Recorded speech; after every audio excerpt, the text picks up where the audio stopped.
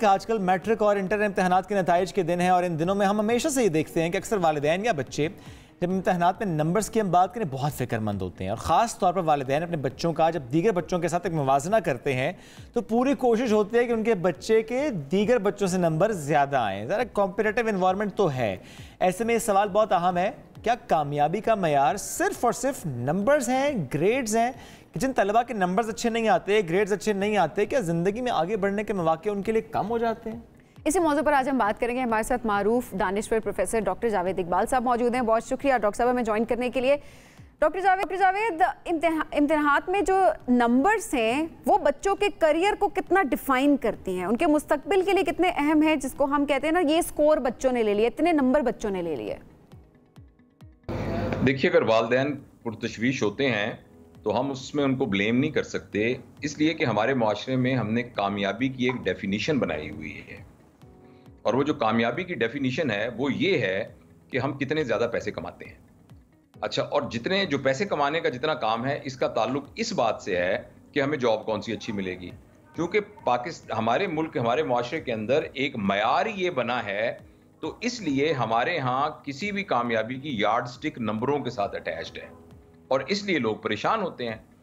لیکن اصل بات یہ ہے کہ آپ نمبر لے کے انشور کرتے ہیں کہ آپ کو اچھی یونیورسٹی میں داخلہ مل جائے اور اس کے بعد آپ کو اچھی جاب مل جائے، لیکن سمجھنے کہ آئندہ آنے والے زمانوں میں اگر پیسے کمانے کو ہی اپنی ویلیو سمجھتے ہیں، تب بھی خود کام کرنا، انٹرپرینور بننا، اپنا بزنس کرنا اور سکلز حاصل کر کے اور ڈگری حاصل کر کے پھر اپنے لیے بزنس کو اسٹیبلش کرنا، یہ پریفریبل ہے بنسبت جاب کے۔ لہٰذا یہ بات ہم ہر دفعہ کہتے ہیں کہ جی نمبروں سے کچھ نہیں ہوتا، نمبروں سے کچھ نہیں ہوتا، اور یہ بات درست بھی ہے، لیکن پرابلم یہ ہے کہ ہم نے اپنے بچوں کی تربیت کو اٹیچ ہی نمبروں کے ساتھ کیا ہوا ہے۔ جو بچے کا گریٹر گول آف پیرنٹنگ ہے وہ تو بنیادی طور پہ یہ ہے کہ بچہ با کردار ہو، بچہ کانفیڈنٹ ہو، بچہ کریٹو ہو۔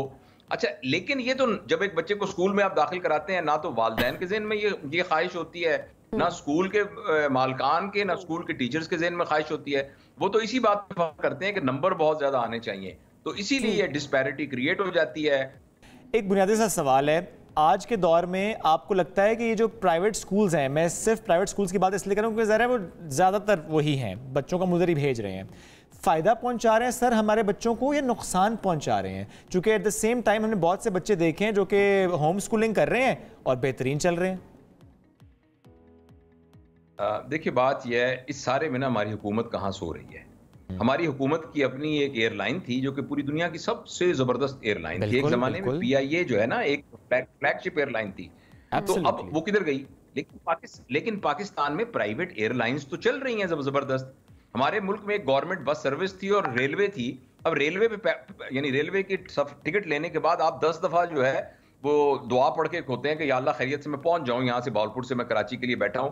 اس کے مقابلے میں آپ فیصل موور، فلانی موور، یہ جو آپ دیکھیں وہ کتنی کامیابی کے ساتھ چل رہی ہیں۔ تو اصل میں ہماری حکومت کہاں سو رہی ہے؟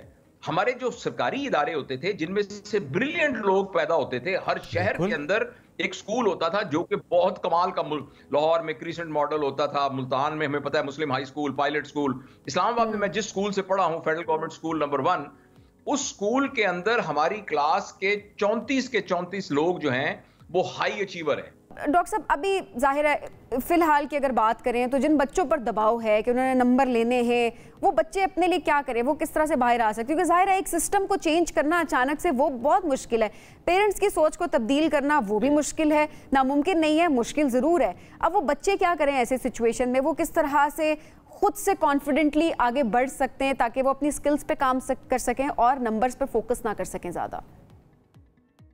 میں اس بات کا بہت زیادہ ایڈوکیٹ ہوں کہ ہم جتنا بچوں کو بلیم کرتے ہیں، ہمارے بچوں کا کوئی قصور نہیں ہے، ہمارے نوجوانوں کا کوئی قصور نہیں ہے، یہ پور وکٹم ہیں اپنے پیرنٹس کی بیڈ پیرنٹنگ کے اور ان کی جو ہے ہٹ دھرمی کے۔ جب ماں باپ نے ڈالا ہوا ہے ذہن کے اندر تمہارے چاچے کی بیٹی ڈاکٹر بن گئی تو کیوں نہیں ڈاکٹر بنی، اگر اس بچی کے ذہن میں یہ ڈال دیا ہے تو آپ نے ایکچولی اس کے سر کے اوپر نا ایک رکھ دیا لوہے کا کھود، جس سے نا وہ ایک بالکل چھوٹا سا برین، انکیفلک برین اس کا سارا بن گیا ہے۔ इस सारे के जिम्मेदार बच्चे नहीं हैं, सारे के जिम्मेदार वालिदैन हैं, पहली बात। दूसरी बात यह है कि वो बच्चे अगर सुन रहे हैं तो उनसे मैं यही कहूंगा कि जिंदगी के अंदर कभी भी ऐसा नहीं होता कि आपका एक ही रास्ता हो।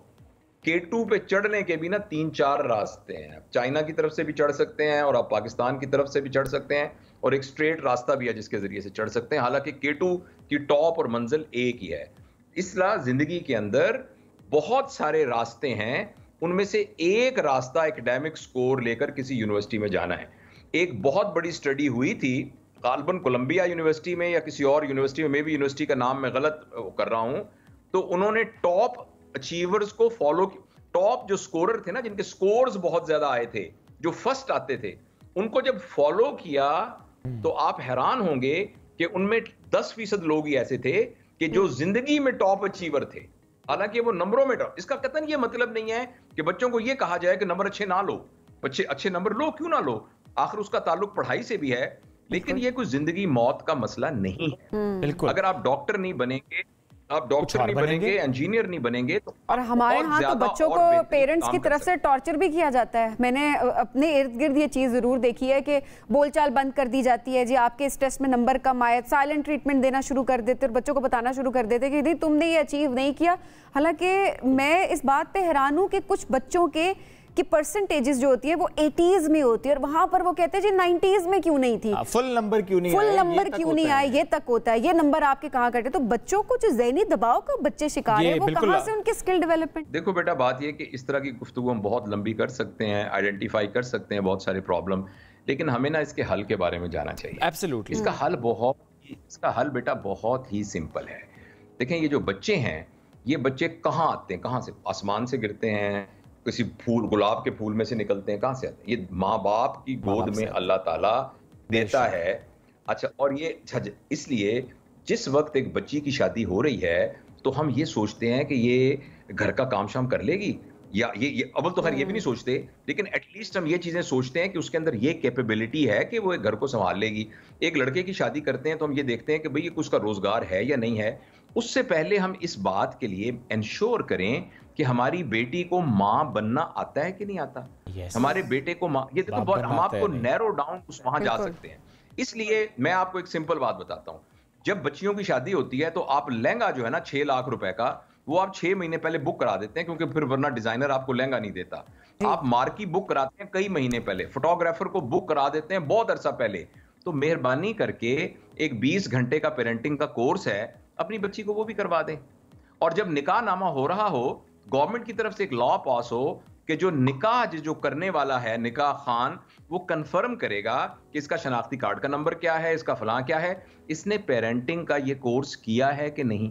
अच्छा, आपको इस बात पे हंसी आएगी, लेकिन मुझे आप ईमानदारी से बताएं, जब आप किसी को मोटरसाइकिल लेके देते हैं, क्या इंश्योर करना चाहिए ना कि इसको मोटरसाइकिल चलाना आता है नहीं आता, लाइसेंस ले।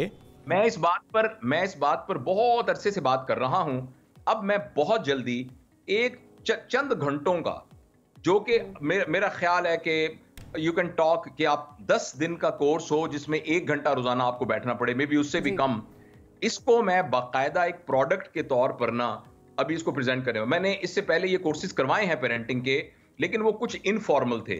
बाकी पाकिस्तान में तकरीबन हर शहर में, नॉर्वे में, यूके में, अमेरिका के अंदर, मैं जब विजिट के लिए जाता हूं तो मैंने वहां पेरेंटिंग की इनफॉर्मल बहुत सेशन किए हैं। अब मैं जल्दी से इसको एक फॉर्मल फॉर्म में कोर्स है, जो कि कोई भी शख्स मतलब शायद बर्गर भी उससे सस्ता आता हो, जितने का हो कोर्स, बर्गर पता नहीं कितने का आता है, मुझे तो कभी मैंने व्हाट्सएप खाया नहीं। तो हम अपने बच्चों को वो कोर्स करवाएं, बच्ची को पता तो हो मां कैसे बनना है। और जितनी बातों का आप जिक्र कर रहे हैं, अगर हमने उसको पढ़ा हुआ हो और हमें उसको फॉर्मली पता हो तो हम इम्प्लीमेंट करेंगे। ये बहुत अहम है सर, हम सब इंतजार करेंगे सर उस कोर्स का जो कि आप डिजाइन करने का ख्याल आपने रखा है। बहुत अच्छा ख्याल है, बहुत जल्दी इंशाल्लाह सर हम जरूर चाहेंगे, बल्कि जैसे आप डिजाइन कर लें उस कोर्स के मंदरजात पर थोड़ी सी हम बात जरूर एक सेगमेंट के थ्रू भी करें, ताकि अवेयरनेस हो कि वो कोर्स अब अवेलेबल है। बहुत शुक्रिया सर, साथ मौजूद डॉक्टर जावेद साहब ने बड़ी ज़बरदस्त गुफ्तगू की। हमेशा बहुत हम सीखते हैं आपसे।